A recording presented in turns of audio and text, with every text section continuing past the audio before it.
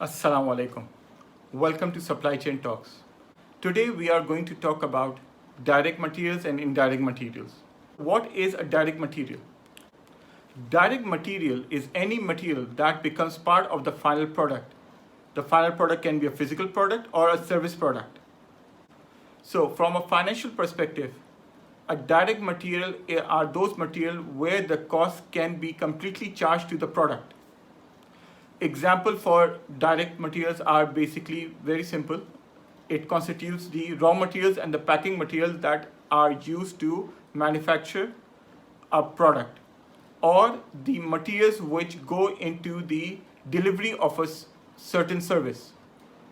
Example of a service product would be like going for a car maintenance. So any product that is used in the maintenance of your car will be charged to the service, and the man hours used to conduct the service are also charged to the service product.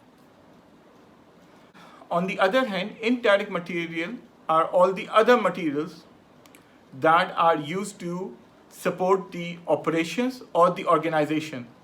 These materials are so spread out or insignificant that they cannot be directly charged to the product.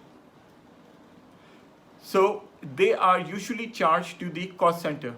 What falls under indirect materials?